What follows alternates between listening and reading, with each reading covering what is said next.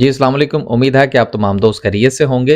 बहुत सारे पैगामात मौसूल होते रहते हैं जी कि बताइए कि कोई ऐसा तरीका कि जिससे जो है वो हम यूके में जा सकें आसानी के साथ। देखें, पहली बात तो ये है कि आसानी वाला मामला कोई नहीं है और दूसरी बात ये है कि कुछ रास्ते ऐसे हैं कि जिनको अगर आप उनके ऊपर अगर आप पूरी तरह से फ़ॉलो करें, मेहनत करें, तो बगैर पैसे लगाए आप यूके आ सकते हैं। फिर उसमें बहुत सारी हर्डल्स आती हैं। मसलन आपको हाई क्वालिफ़ाइड होना चाहिए, आपके पास इंग्लिश लैंग्वेज होनी चाहिए, फिर बहुत सारे फंड्स होने चाहिए एंड सो बहुत सारी रिक्वायरमेंट्स हैं। ऐसा बिल्कुल नहीं है कि आपके पास किसी किस्म का कोई एक्सपीरियंस भी नहीं है, आपके पास जो है वो फंड्स भी नहीं है, आपके पास बहुत बड़ी क्वालिफ़िकेशन भी नहीं है और फिर आप ये कहें जी कि मैं किसी तरीके से यूके पहुँच जाऊँ। ये जो किसी तरीके वाला मामला है, शायद ये आज की वीडियो उन लोगों के लिए है। लेकिन एक बार फिर जो है वो मैं आपको ये बताता चलूं कि इतना आसान नहीं है। ये चीज़ आप ज़हन में रख लीजिएगा।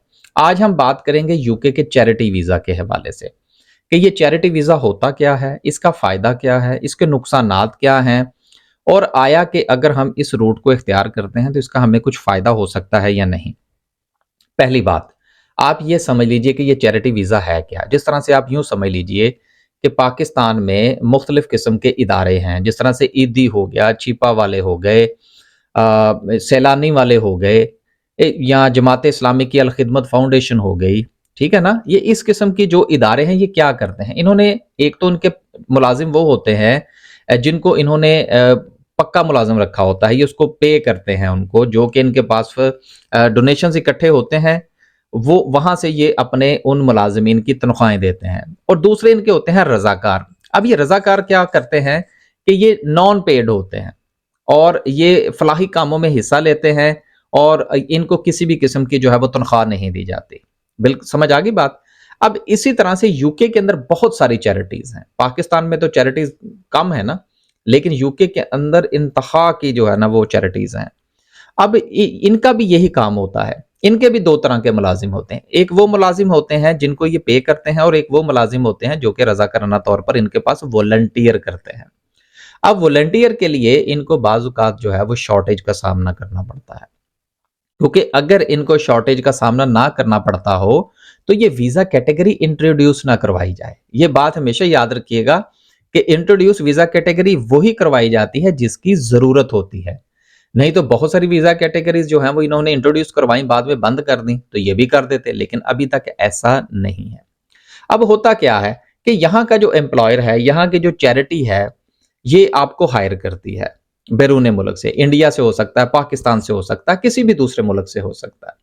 उसको ये हायर करते हैं, लेकिन साथ में ये एग्रीमेंट होता है कि ये वॉलंटियर जॉब होगी, इसमें आपको पेमेंट नहीं मिलेगी। ये आपने ज़हन के अंदर रखना है। ये बार-बार मैं ये कह रहा हूँ कि बहुत सारे दोस्त अहबाब जो हैं वो वीडियो का थोड़ा-सा हिस्सा लेते हैं, वो उठा के भाग लेते हैं।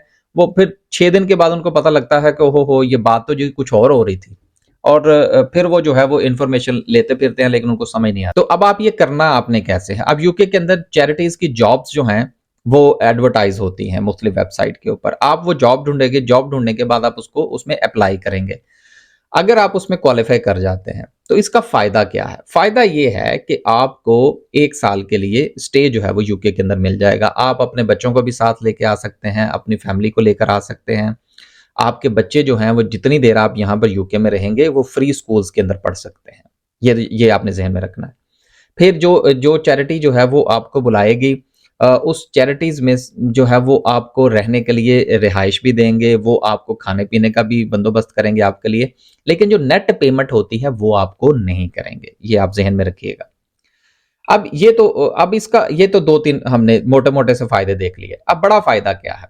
बड़ा फ़ायदा ये है कि जिस वक़्त आप यूके के अंदर 1 साल आपके पास मौजूद होता है, तो आप 1 साल के अंदर यहाँ पर रहते हुए देखिए कि बैरून मुल्क किसी दूसरे मुल्क में बैठकर, मिसाल के तौर पर पाकिस्तान या इंडिया में बैठकर आप यूके के अंदर जॉब तलाश करते हैं, कोई परमानेंट जो है वो अपना कोई रास्ता इख्तियार करने की कोशिश करते हैं, तो वो थोड़ा मुश्किल होता है। लेकिन अगर आप यहाँ पर आ जाते हैं 1 साल के लिए, तो देन आपके पास ये वक़्त होता है कि आप यहाँ पर मुख्तलिफ लोगों के साथ मिल सकें। हो सकता है कि कल को वही चैरिटी जिनके साथ आप काम कर रहे हैं, वही कल को आपको जो है वो एक और स्पॉन्सरशिप जिसकी बुनियाद पर जो है वो आप यूके के अंदर परमानेंट रेजिडेंस हासिल कर सकें।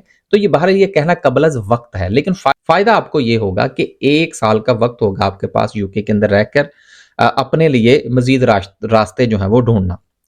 अब इसके नुकसानात क्या हैं? नुकसानात, सबसे पहला नुकसान कि आपको पेमेंट नहीं होगी, किसी भी किस्म का आपको कैश नहीं मिलेगा। दूसरा नुकसान इसका ये है कि अगर आपको किसी और कैटेगरी में यहाँ से कुछ स्पॉन्सरशिप या इस तरह का कोई मामला बनता है, तो आपको दोबारा वीज़ा लेने के लिए अपनी होम कंट्री वापस जाना पड़ेगा। लेकिन ये कोई इतना बड़ा मसला नहीं है। ये बाज़ औक़ात हम लोग ये सोचते हैं कि ओहो हो! एक बार निकल गए तो फिर दोबारा तो इन्होंने आने नहीं देना, ऐसा नहीं है। अगर पहली बार इन्होंने आपको आने दिया तो यार दूसरी बार क्यों नहीं आने देंगे? तो ज़्यादा मसला क्या होता है जिस वक़्त आप किसी भी मुल्क के अंदर जाते हैं? रहने का मसला होता है, खाने-पीने का मसला होता है कि आपने रहना कहाँ है, खाना-पीना कहाँ से है, पैसे कहाँ से आएँगे? तो ये कम अज़ कम जो चैरिटी वाली जॉब है, इसमें आपके पास ये जितना भी 6 महीने के लिए आते हैं, आप 8 महीने के लिए आते हैं, साल के लिए आते हैं, तो आप कम अज़ कम जो आपके अखराजात हैं, वो पूरे होते हैं और आपके पास वक़्त होता है कि आप यहाँ पर रहते हुए मज़ीद अपॉर्च्युनिटीज़ तलाश कर सकें। नुकसान सिर्फ़ इसका एक ही है कि आपको पे नहीं मिलती, कि आप यहाँ पर रहते हुए 20 घंटे किसी और के साथ भी कानूनी तौर पर काम कर सकते हैं। बाकी जिस वक़्त आप किसी मुल्क के अंदर चले जाते हैं, तो वहाँ पर रह के आप बहुत सारी अपॉर्च्युनिटीज़ तलाश कर लेते हैं।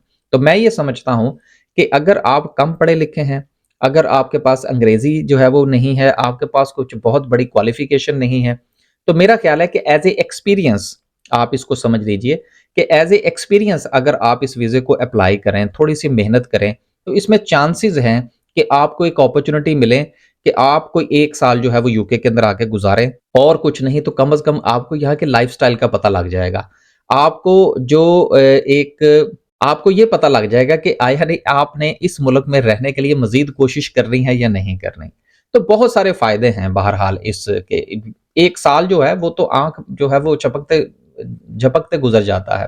कोई इतना बड़ा लंबा अरसा नहीं है, और फिर आपको यहाँ पर रहने का, खाने-पीने का भी कोई प्रॉब्लम नहीं है। तो इसको आप एज़ ए यही समझ लें यार कि आपने किसी के पास 1 साल के लिए जो है वो काम सीखने के लिए जाना है। 1 साल के लिए आपने मुल्क से बाहर जो है वो इसको एज़ ए आप टूर ही समझ लें यार कि आपने 6 महीने के लिए या साल के लिए मुल्क से बाहर जाना, फिर बगैर खर्चे के। एक और फ़ायदा जो कि पहले हम डिस्कस कर चुके हैं, लेकिन मैं दोबारा जो है उसको रिपीट करना चाहूँगा कि आप अपनी फैमिली को साथ ला सकते हैं। फैमिली को साथ ला के बच्चे आपके यहाँ के स्कूल्स के अंदर पढ़ सकते हैं और उन बच्चों की कोई फ़ीस नहीं होगी। ये भी आप ज़हन में रखिएगा।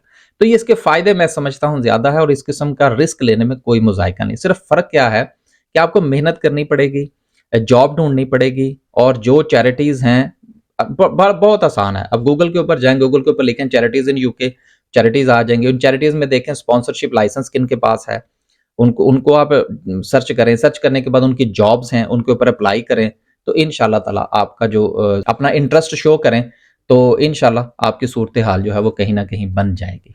तो कोशिश करने में कोई मुज़ायका नहीं है, ख़ास तौर पर इस किस्म की अपॉर्च्युनिटीज़ में, कि जिसमें आपको आपका खर्चा कोई ना हो रहा हो, और सबसे बड़ी बात ये है कि आप इसके लिए कुछ रिक्वायरमेंट नहीं है कि आप बहुत बड़े हाई-फाई क्वालिफ़ाइड हों और आपके पास अंग्रेज़ी हो और आपके पास बहुत सारे फंड्स हों।